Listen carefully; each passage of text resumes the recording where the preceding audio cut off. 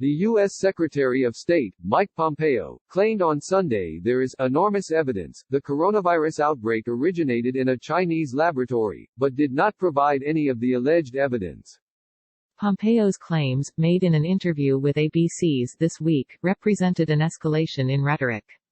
He had previously said the U.S. was looking into the possibility the virus came from a lab in Wuhan, China. On Sunday, Pompeo said, "There is enormous evidence that that's where this began," later adding, "I can tell you that there is a significant amount of evidence that this came from that laboratory in Wuhan." At one point, the Secretary of State appeared confused over whether he was claiming the SARS-CoV-2 virus, which causes the COVID-19 disease, was deliberately engineered or escaped as the result of a lab accident. "Look, the best experts so far seem to think it was man-made. I have no reason to disbelieve that at this point," he said. But when he was reminded that U.S. intelligence had issued a formal statement noting the opposite, that the scientific consensus was that the virus was not man-made or genetically modified, Pompeo replied, "That's right. I agree with that." Donald Trump made a similar unsupported claim on Thursday, saying he was privy to evidence of the pandemic began in a Chinese lab but was not permitted to share it. On the same day, Pompeo told a radio interviewer, "We don't know if it came from the Wuhan Institute of Virology. We don't know if it emanated from the wet market or yet some other place. We don't know those answers." By Sunday afternoon, according to researchers at Johns Hopkins University, the U.S. had confirmed 1,134,507 coronavirus cases and more than 66,000 deaths. Worldwide, there had been nearly 3.5 million cases confirmed and more than 245,000 people had died. Beset by criticism of its response to the outbreak and management of the ensuing public health crisis, the Trump administration has sought to focus blame on China.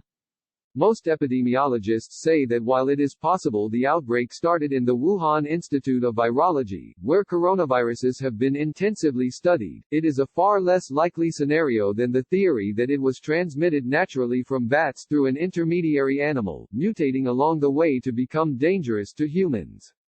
On Tuesday, the chairman of the U.S. Joint Chiefs of Staff, Gen. Mark Milley, said the weight of evidence pointed to natural transmission but was not conclusive. Beijing has rejected the suggestion the virus could have escaped from a laboratory. But Chinese authorities have not allowed foreign experts, including investigators from the World Health Organization, to take part in the investigation into the origins of the virus. Nor have they shared samples taken from wild animals at the Wuhan livestock market where they claim the outbreak began.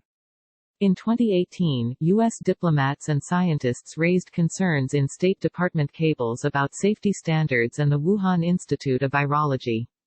Analysis of the first 41 COVID-19 patients in medical journal The Lancet found that 27 had direct exposure to the Wuhan market. The same analysis found that the first known case of the illness did not. Pompeo has a patchy record on characterizing U.S. intelligence estimates. He repeatedly claimed there was no direct evidence linking the Saudi Crown Prince, Mohammed bin Salman, to the murder of journalist and dissident Jamal Khashoggi, contradicting substantial U.S. evidence implicating him. He also repeatedly claimed there was evidence of an imminent threat to U.S. embassies posed by the Iranian general Qasem Soleimani, who the U.S. killed in a drone strike in Baghdad on 3 January. A formal letter justifying the strike sent by the White House to Congress in February made no mention of an imminent threat.